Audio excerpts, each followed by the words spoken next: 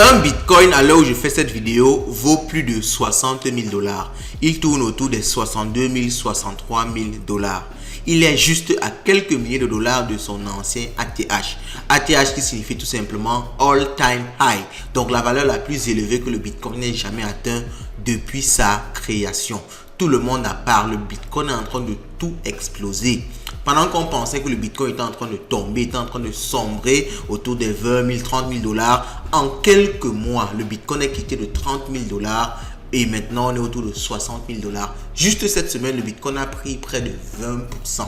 20% sur une capitalisation de plusieurs milliards de dollars. Ça fait énormément d'argent. Ce qui est en train d'arriver au bitcoin est vraiment fou, est vraiment incroyable. Et vraiment, j'ai vécu ça en direct. Et je crois que sur cette chaîne, j'ai partagé avec vous à quelques reprises des vidéos sur le sujet. Le bitcoin ne fait que continuer à monter.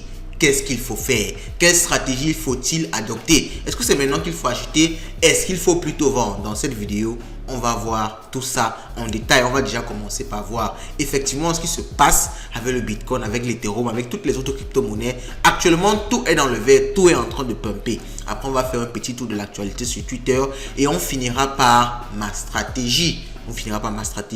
Et je pense qu'avec cette stratégie-là, vous allez en même temps avoir une possibilité de profiter, mais également vous protéger. C'est très important de rester jusqu'à la fin de cette vidéo. Vous connaissez le principe du mot du jour. Si vous laissez le mot du jour en commentaire de cette vidéo, vous aurez la possibilité d'avoir un giveaway. Alors, je ne dis pas quand le giveaway va se faire parce que l'objectif n'est pas de motiver les gens à voir la vidéo pour de l'argent. L'objectif, c'est juste de récompenser quelqu'un un de ces jours dans une vidéo comme ça. Et il recevra tout simplement un lot. Donc l'objectif, c'est plus que vous suivez la vidéo jusqu'à la fin parce qu'il y a beaucoup de choses qui se disent à la fin de la vidéo. Beaucoup de personnes suivent les premières minutes et ratent vraiment le plus important qui est souvent au milieu et même souvent à la fin de la vidéo. Donc c'est très important de rester là, de liker, de suivre la vidéo jusqu'à la fin, de partager, de commenter.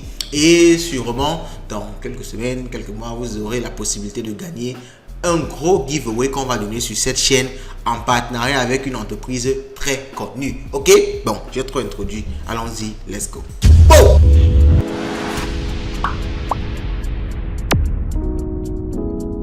Nous allons commencer par un petit récapitulatif des news du jour avant de basculer sur les graphiques et finir par ma stratégie. Alors, la première news, c'est Justin Sun, qui est le PDG de HTX. HTX, c'est l'ancien exchange qu'on appelait Huobi. Je ne sais pas si vous avez connu ça. Huobi, c'est un exchange aussi très intéressant. J'ai utilisé ça un moment et ils ont changé le nom. Ils sont devenus HTX. Donc, c'est le CEO de Huobi. Et en fait, on a beaucoup parlé qu'il n'utilisait pas son exchange lui-même. On dit que mais comment tu peux créer un exchange et tu n'utilises pas ça toi-même? Il a donc montré une capture de son écran, une capture d'écran de son wallet sur son exchange avec une valeur de près de 1,6 milliard de dollars. Je ne sais pas si vous arrivez à imaginer ça. 1,6 milliard de la monnaie qui est carrément une des monnaies les plus fortes au monde. 1,6 milliard. C'est tout simplement gigantesque. Et ça, c'est son compte personnel. Comment un jeune comme ça peut avoir autant d'argent? Bon. Entre guillemets, on va pas venir sur ça. Donc, vous savez, l'argent n'est que tabou chez nous ici. Sur d'autres horizons, l'argent, les milliards, les multimillionnaires, c'est pas vraiment quelque chose de magique. Alors, on continue avec Jim Cramer. Jim Cramer, c'est un investisseur américain qui a été surnommé le pire investisseur au monde. Chaque fois qu'il dit quelque chose, le marché va toujours à l'encontre de Jim Cramer.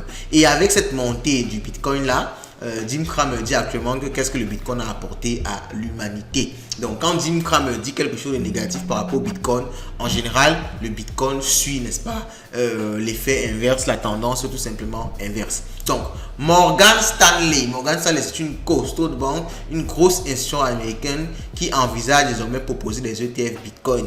Je rappelle que Morgan Stanley, il y a quelques mois, avait traité le Bitcoin de merde, il ne considérait pas le Bitcoin, il voyait ça comme de l'arnaque et tout. Maintenant, ils veulent déjà, n'est-ce pas, placer un ETF Bitcoin parce qu'ils constatent vraiment que les ETF Bitcoin ont, n'est-ce pas, un engouement. Beaucoup de personnes veulent, n'est-ce pas, investir dans les ETF Bitcoin. En tout cas, tant pis pour eux s'ils viennent trop tard. Alors, Coinbase a subi un énorme problème hier. Coinbase ne passait pas tout simplement. Il faut rappeler que Coinbase est la deuxième plus grosse plateforme au monde. Il veut prendre la place de Binance et celui se moque en disant tout simplement que vous voulez être numéro 1 et vous ne pouvez pas assumer lorsqu'il y a beaucoup de trafic. Parce qu'il faut le dire, hier avec l'explosion du Bitcoin, il y a eu un trafic énorme. Vraiment, il y a eu de l'achat, de la vente, le trading, tout était multiplié par 100 carrément hier. Donc Coinbase n'a vraiment pas pu tenir la force du marché et l'application, leur plateforme a tout simplement planté. Alors ça c'est un petit spot, ok, un petit spot humour. Salut admin, c'est quelqu'un qui nous écrit, et ça c'est à l'équipe de Light Finance. Bitcoin monte. Par rapport à cela, que pouvons-nous dire? Est-ce que Core est Bitcoin amélioré? Si oui, alors Core pourra-t-il atteindre 30 000 $ vu l'offre totale, car Bitcoin et Ethereum évoluent bien? Bon. Quand on a commencé à parler de ce projet-là ici, beaucoup de personnes ont commencé à tirer sur nous. Je ne vais pas revenir sur cette polémique-là. Donc, alors, on continue avec les news. Alors, ça, c'est une petite vidéo humour. Je vais partager ça ici. Vous pouvez aller voir ça sur la chaîne. Donc, le géant de paiement Telegram a annoncé qu'il va partager 50% de ses revenus avec ses utilisateurs. Et suite à cette annonce-là, la blockchain de Telegram, qui a le token TON, a bondi de 37%. Vraiment, tout est en train de péter, tout simplement de péter. Ok, on continue ici avec les funding. Alors les funding, c'est tout simplement les frais que les traders payent, qui sont en short ou en long. En général, lorsque, n'est-ce pas, vous avez beaucoup de funding, lorsque les funding sont élevés, ça veut tout simplement dire qu'il y a beaucoup de longs sur le marché. Quand ils sont négatifs, ça veut dire qu'il y a beaucoup de short sur le marché. Donc ça veut dire vraiment qu'il y a du trading, il y a de l'activité et il risque d'avoir des oscillations énormes. Ok, donc alors monsieur Alan, il prédit également que Ethereum suit le BTC mais avec du retard, parce qu'on va le voir tout à l'heure, le BTC a pumpé, Ethereum également pumpé, mais il faut le dire, le BTC a pumpé d'environ 6%, Ethereum a pumpé de 3%. Donc on va dire que vraiment l'heure d'Ethereum n'est pas encore arrivée. Donc ça c'est Coinbase qui s'excusait, n'est-ce pas, de l'augmentation du trafic. Il y a le président du Salvador qui est le premier pays à avoir adopté le Bitcoin, qui se moque de tous ses détracteurs. Il dit que lorsque le prix du marché était bas, ils ont écrit littéralement des milliers d'articles sur nos pertes. Maintenant que le prix est haut, en fait c'est ce qui veut dire tout simplement, maintenant que le prix est haut, on ne les voit plus, c'est soi-disant experts, analystes, journalistes. Et il faut le dire, c'est vrai, il y a beaucoup de personnes qui se disent experts dans le domaine du Bitcoin, de la crypto-monnaie, mais qui en fait ne connaissent rien du tout, ok? Ils ne connaissent rien du tout, ils font des suppositions qui ne sont pas vraies et ils n'arrivent pas à rester vraiment pragmatiques. Et ici sur cette chaîne, on essaie vraiment d'être pragmatique. Même si on aime les cryptos, on essaie d'être réaliste quand ça ne va pas et on essaie aussi d'être réaliste quand ça va, ok, il faut le dire. Donc, ok, on continue. Crypto futur, le graphique nous montre combien de fois le mot Bitcoin est tapé sur Google. Donc, on peut voir ici que, alors je crois qu'on peut trouver sur 2023, on peut voir ici que 27 août 2023, donc il y avait une forte baisse. Et je pense qu'autour de 2024, je ne sais pas s'il a mis ce graphique là ici. Alors, il ne l'a pas mis ici. Je crois que je vais retrouver ça tout à l'heure. Donc, il y a eu globalement, il y a eu une grosse montée, n'est-ce pas, du nombre de recherches du terme Bitcoin sur Google. On a un matin, je crois, les all-time high. Je pense que je vais retrouver ce tweet là quelque part ici en bas. Alors il y a les ETF Bitcoin qui ont vraiment explosé et c'est eux-mêmes qui drivent le marché. C'est les ETF Bitcoin qui amènent beaucoup de liquidité et qui font monter le prix du Bitcoin, parce qu'il y a vraiment, parce que prenez juste l'exemple de l'IBIT de BlackRock qui a eu un volume de trading de 3,3 milliards. Et quand on dit volume de trading, il faut savoir que c'est essentiellement de l'achat, il n'y a pas trop de ventes. Donc c'est pour ça que le prix du Bitcoin monte comme cela. Donc alors ça va continuer à monter, personne ne sait, personne ne peut deviner. Mais on va quand même voir quelques éléments qui peuvent vous donner certaines stratégies à adopter juste après. Donc Snowden, vous connaissez Snowden, c'est celui qu'on a arrêté aux États-Unis pour espionnage et tout. Je crois que vous connaissez son histoire. Et il affirme que il sera révélé cette année qu'un gouvernement a accumulé du Bitcoin. Donc il dit que derrière cette grosse montée là, il y a un gouvernement qui est en train d'acheter pas mal de Bitcoin. Est-ce que c'est vrai, est-ce que c'est faux? On n'en sait rien. Alors voyez ce que je vous disais tout à l'heure, le nombre de recherches du mot Bitcoin dans le monde explose. Vous voyez l'évolution du terme, n'est-ce pas? Bitcoin, 27 février. Donc, au cours des derniers jours, rien ne bougeait. Vous pouvez voir que depuis le 28 février, il y a vraiment eu une explosion. Tout le monde recherche le Bitcoin parce que le prix a explosé carrément. Donc, on va s'arrêter aujourd'hui pour les news du Bitcoin, pour les news de Twitter. Et on va aller directement dans les graphiques. Il y a pas mal de graphiques intéressants. On va déjà commencer par CoinMarketCap, forcément, pour essayer de voir le prix. Et on va essayer de voir ce que le prix là nous a fait tout simplement. Donc, comme on peut le voir ici, Alors on va agrandir ça, on met ça sur un mois. C'est mieux qu'on mette sur un mois pour avoir une vision un peu plus grande. Et vous pouvez voir qu'au cours du début du mois, vous pouvez voir en fait les 30 derniers jours, on était carrément dans une phase d'accumulation, rien ne bougeait, tout stagnait. Et depuis, n'est-ce pas, environ depuis le 7, ok, il y a environ, je pense, 20 jours, 21 jours, il y a eu une montée qui ne s'arrête pas tout simplement. Est-ce que ça va s'arrêter maintenant? Est-ce que ça va continuer? On n'en sait rien, mais on va dire quand même que nous sommes un peu contents. Pour ceux qui avaient acheté du Bitcoin, alors ici on était autour de 43 000 $. Si on rentre encore un peu plus autour de l'année, au début de l'année, vous pouvez voir qu'au début de l'année, on était carrément à 20 000 $. Vous voyez comment, est-ce que on vous dit, quand vous pouvez vous positionner dans le Bitcoin, vous investissez et gagner pas mal d'argent. C'est ça la réalité. 20 000 $ aujourd'hui, c'est 63 000 $. Vous imaginez que vous aviez 3 Bitcoins, vous devez faire 43 000 $ de bénéfices sur chaque Bitcoin que vous avez. C'est tout simplement, c'est malade, c'est incroyable ça. Ok? Donc, alors, face à ça, je sais que quand il y a des gens qui vont voir ça, ils vont entendre, ils vont se dire, bouh, il faut absolument que j'entre. Mais calmez-vous, attendez la stratégie, ne soyez pas pressés. On continue déjà à voir les graphiques. Alors ici, on peut voir le marché est en vert, comme je vous l'ai dit tout à l'heure. Il n'y a que le tronc qui est à la ramasse. Alors, je ne sais pas pourquoi d'ailleurs. Je pense qu'au cours des jours qui vont venir, ça peut exploser parce que la liquidité va se redistribuer. Vous pouvez voir ici que Bitcoin, Ethereum, Doge a pris carrément 31%. XRP 2%, même le XRP n'évolue pas trop. Je sens que lorsqu'il va aussi évoluer, ce sera un mouvement très très fort. Donc il y a le Matic qui a aussi évolué autour de 1 $. Il y a le Sol qui est en train de pumper énormément, le BNB à 411 $. Donc il y a pas mal d'évolution. Le marché, vous voyez globalement, le marché est vert. La Bitcoin dominance est autour de 52%. Ça veut dire que le Bitcoin domine toujours le marché. Et avec les évolutions qu'il est en train de faire, je pense même que ça va beaucoup avancer dans la suite. Alors je voulais qu'on finisse par CoinGlass, pour avoir, n'est-ce pas, quelques chiffres un peu techniques. Justement, surtout, j'aimerais voir les liquidations. Alors, les liquidations vont nous montrer un peu quels peuvent être les futurs mouvements des cryptos. On va regarder particulièrement pour le Bitcoin. J'ai envie de regarder la heatmap. La heatmap des liquidations, carte thermique, ok, c'est ça ici. Et on peut voir ici que il n'y a pas de gros ordres en haut. Okay? Ça veut dire que si le prix commence à monter, étant donné qu'il n'y a pas de gros mouvements en haut, il n'y a pas de gros ordres en haut, on peut monter beaucoup plus loin. Ça veut dire que si on dépasse déjà, vous voyez ce qu'il y a des ordres autour de, c'est combien de dollars? Ça c'est dans les 63 000 $.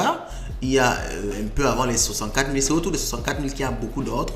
Mais si on passe à les 64 000, on pourra facilement atteindre un nouvel ATH du Bitcoin. En même temps aussi, si on commence à descendre, vous voyez qu'il y a pas mal de gros ordres ici. Il pourrait également avoir un effet énorme ici et aussi ici. Ok, vous pouvez voir ici aussi au-dessus de 62 000 vers 60 000 $.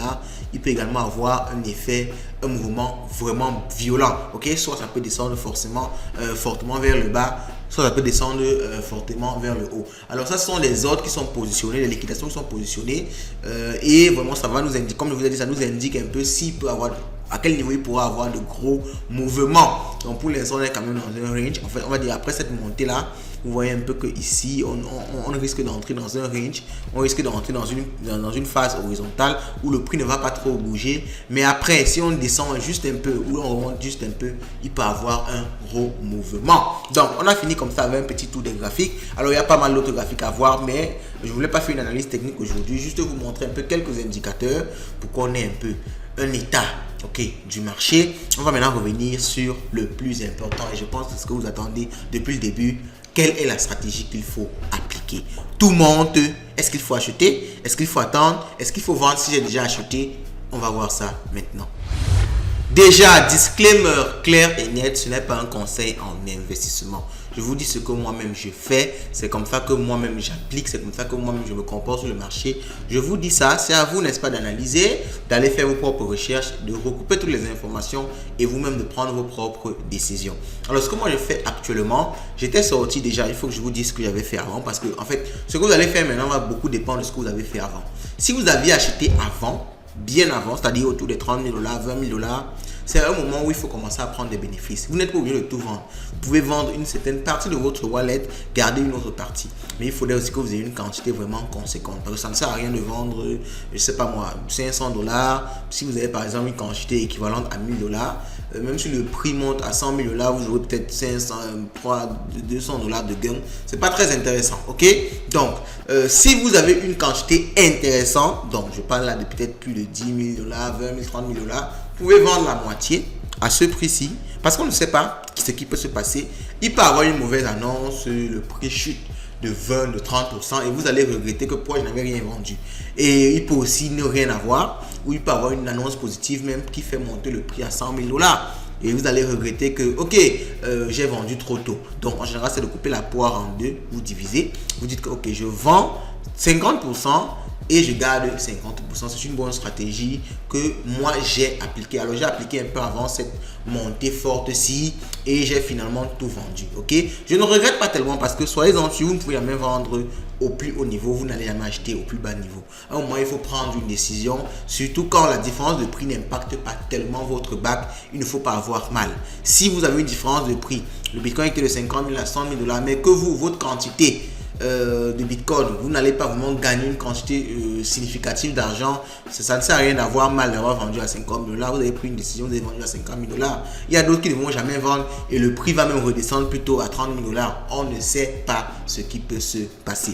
Donc il est très important de vendre une partie et de garder peut-être une autre partie en vue, n'est-ce pas, d'une hausse prochaine. Alors ça, j'ai pris le cas de ceux qui avaient acheté avant. Maintenant, si vous n'avez pas acheté avant, est-ce que c'est le moment opportun d'acheter? Je ne vous conseillerais pas. Du moins, c'est ce que moi je ne fais pas ça parce que moi, j'avais vendu tout. Actuellement, j'ai de l'espèce, j'ai du cash, mais je n'utilise pas ça. J'observe le marché, c'est trop volatile. Il y a des montées incroyables, il y a des descentes qui n'ont aucun sens. Ok? Donc, je me dis que je vais attendre un peu que le marché, on ait une vision claire de ce qui va se passer.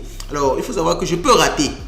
Mais vous savez que les opportunités ne meurent pas. Il faut accepter souvent perdre des opportunités. Il ne faut pas avoir peur de perdre des opportunités en crypto-monnaie. Les opportunités ne meurent pas. Il y en a toujours, il y en aura toujours. Donc lorsque vous en ratez une, vous dites simplement que ok, je me prépare pour la prochaine. Donc même si je rate de gagner un peu d'argent maintenant, je ne dérange pas. Je sais que dans 2-3 semaines, 1-2 mois, il y aura une autre opportunité qui va se présenter. Et là, je me serai mieux préparé. Donc j'ai pas mal de cash maintenant, mais je n'achète rien du tout. Tout est en train d'exploser. Ce n'est pas le moment d'acheter, vraiment. Et il faut savoir que même si on ne peut pas prédire comment le marché va se comporter, quelque chose est sûr à 100%. Lorsqu'il y a de fortes montées, il y a toujours une correction. Il y a en général une descente qui va suivre. Et ce serait bête d'acheter aujourd'hui et dans une semaine avoir une violente correction. On se dit que si j'avais juste attendu une semaine, je pouvais acheter le Bitcoin encore à 40 000 $, 45 000 $. C'est possible. De la même façon que le marché monte, il peut descendre. Et il faut savoir un truc. Alors, je vais revenir sur le graphique. C'était la partie stratégie. Je n'avais pas prévu de revenir sur les graphiques, mais je vais revenir un peu. On va revenir sur CoinMarketCap. On va revenir, n'est-ce pas, à la page d'accueil. Je vais vous montrer quelque chose. Parce que quand ça monte comme ça, beaucoup de personnes s'emportent et ils n'arrivent pas à dézoomer. Au cours des 7 derniers jours, le Bitcoin a pris 20%. 20% en 7 jours. C'est difficile d'avoir cette performance-là sur un mois. C'est très difficile. C'est difficile qu'on fasse 20% chaque semaine pendant un mois. Donc, en général, vous allez voir que la semaine prochaine, la suite prochaine, il y aura une correction, il y aura moins 10%, moins 15%. En général, c'est comme ça que ça se passe. Ok? Donc, ce serait très mal d'acheter après une hausse de 21% et de rater une correction qui va se faire par la suite. Mais si vous voulez trop acheter, je vous conseille également la stratégie que vous avez dit pour la vente. N'achetez pas forcément tout maintenant. Achetez une petite partie et attendez un peu. Vous achetez une petite partie, vous attendez un peu. Ça permet que si ça monte, vous allez dire ok, j'ai quand même acheté un peu. Mais si ça descend, vous allez dire ok, j'ai encore un peu d'argent pour en racheter. Donc ça, c'est la stratégie que moi j'applique actuellement. Je vous ai donné ça comme ça gratuit. Donc je compte sur vous pour laisser un like, un commentaire et de partager au maximum cette vidéo. En passant, le mot du jour c'est ATH parce qu'on risque d'atteindre l'ATH du Bitcoin dans quelques jours. Le mot du jour c'est ATH. Laissez ça en commentaire et on se dit à la prochaine.